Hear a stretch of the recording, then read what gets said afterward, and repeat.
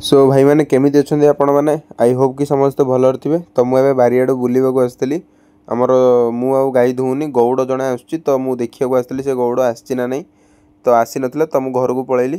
तो एबे गौड़ क्षीर दुही सारा तो केते क्षीर आपण मनकर क्वेश्चन थिला केते लिटर क्षीर दौची दिन बेला। तो दिन बेला 5 ରୁ 6 लिटर क्षीर दौची 6 लिटर क्षीर धरी नि दौची आउ राति बेला 3-4 लिटर दब। बट आम धुआ धुई करनु राति बेला कारण इले बाछुरी कौलिया अच्छी तो बाछुरी टे बड़ होला परे आम धुआ स्टार्ट करूँ राति बेला मध्य। तो एबे काली की घास पकई दीचु आम धुआ धुई एबे सरीगला। तो गौड़ एबे क्षीर नहीं पलैची आउ बाछुरी देखो जमती कही बाछुरी टे कौलिया अच्छी तो बाछुरी क्षीर रखा हुए।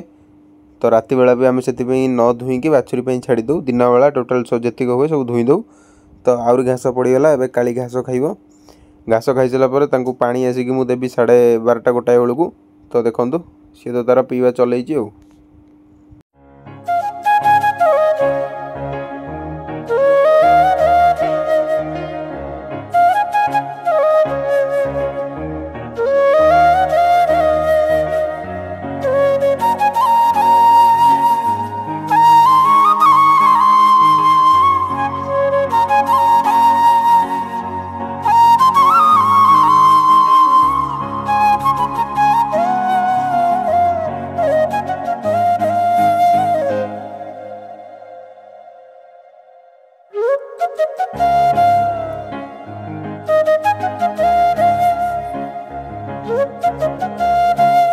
जदि आपण मैंने यही पर्यंत वीडियो देखुंत ताहले आम चैनल टी को सब्सक्राइब करेंगे एवं वीडियो टी को गोटे लाइक करेंगे आउ गोटे सुंदर कमेंट करी कहे जे वीडियो टी आपण मानकु केमिति लागिला।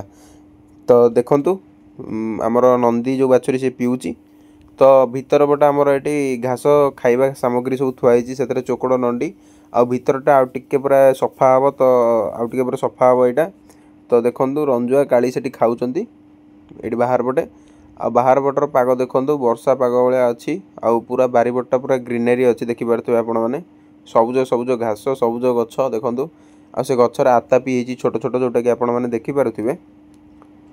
तो एबे टाइम हो गलानी 8:30। तो एबे बारियाड़े मुझे आसती गाई देखापी कि मुझे एका पलि आसती गाई देखिकी नड़ा घास पकईदी पलैबी। तो फैन तो लगी मशा बेसी हेनी आ नंदी ये अनैची ठियाई। तो आपण मैंने पचारे बाछुरी ना कौन दिहब तो बाछुरी आमर बाछुरी जो छुआटा होती बाछुरी ना दिहब नंदी। तो काली नंदी आ रंजू ये अच्छा रंजू किंतु शोई पड़ी।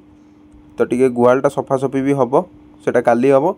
तो फैन लगी जेहेतु काली पाक मशा देना कि रंजू पाखे मशा अच्छा मशा धुआ लगे। तापर घास भास पकई देकी आम पलैबू। तो गाईर धड़ा भी दबाक पड़ुची ना बाहर गाई षंड पशिजी आंकु पुणी मरामरी करेंगे खाଇବା खाई दिखती। तो बाहर आम धड़ा दौचु। तो देखो काली ये ठियाई। तो आपण मानक जब वीडियो भल लगे तो वीडियो को लाइक सब्सक्राइब एंड शेयर करेंगे जहाँद्वारा कि मत मोटिवेशन मिले।